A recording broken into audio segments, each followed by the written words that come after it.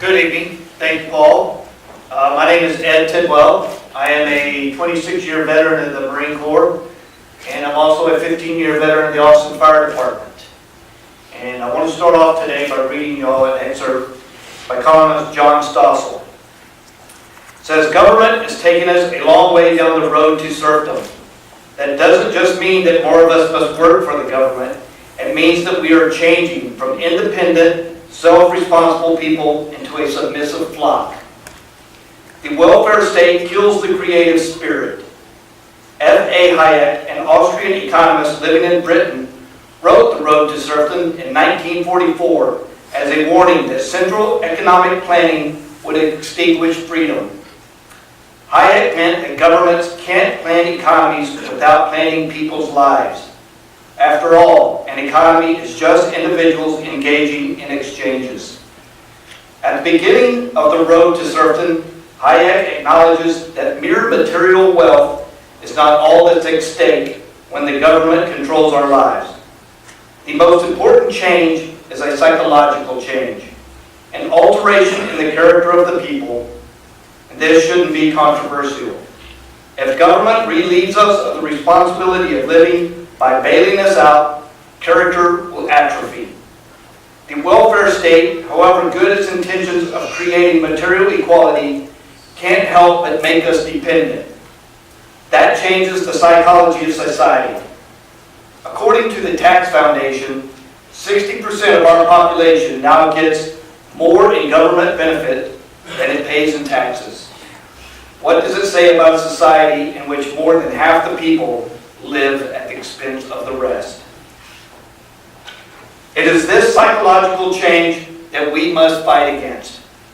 It is this ideology that everything in life must be fair to everyone that we must resist. People are born into different families and cultures. People have different beliefs, priorities, attitudes, behavior, and interests. No one or no government will ever create a concept of fairness that will undo the differences among people. It is the government's function to give everyone a fair shake by protecting our rights and to keep us safe. Increasing the federal and state bureaucracy and forcing a welfare state upon society is not protecting us or our inalienable rights.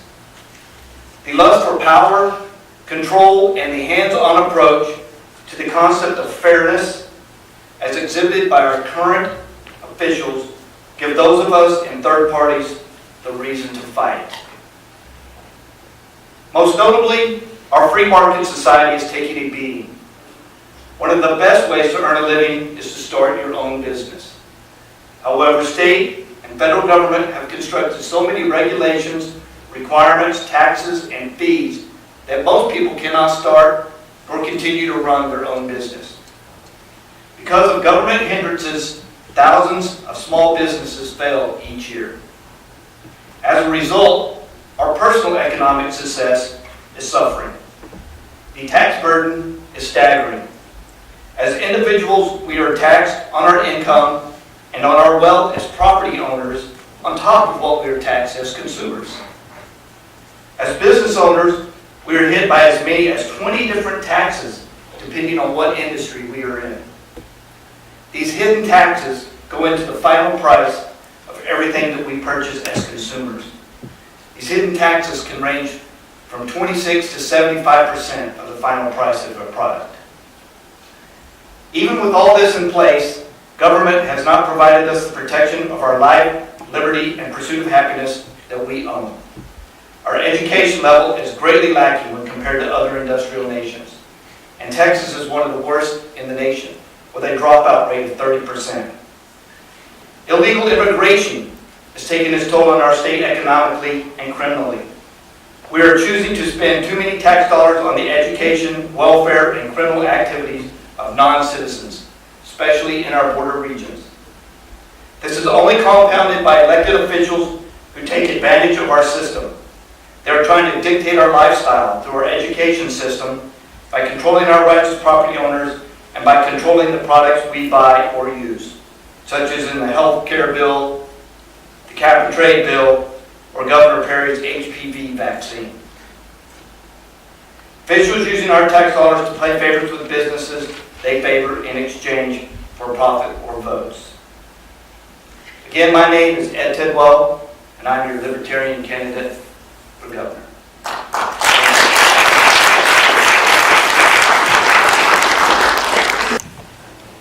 It is my mission to bring to Texas leadership that gets us back to the principles that Texas wrote into both of its constitutions. Leadership that believes all political power is inherent in the people. Leadership that stands up for the people's rights. And leadership that protects those rights from within the state and from the federal government. Leadership that not only promotes the Libertarian Party and its platform, but helps libertarians get elected statewide.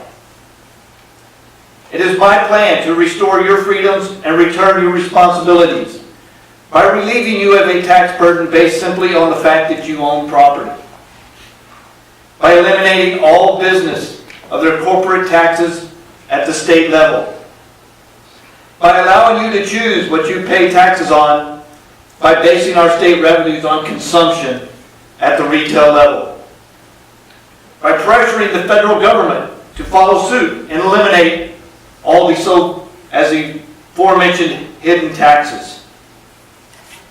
By creating a school finance system that allows a parent to choose how and where their child is educated. By creating an environment that truly works to eliminate illegal immigration, both through prevention and through the incentives of the American dream. Being accountable in my leadership for any and all powers which may be inherent in my position. And by not usurping those powers for any personal gain, whether financial or political.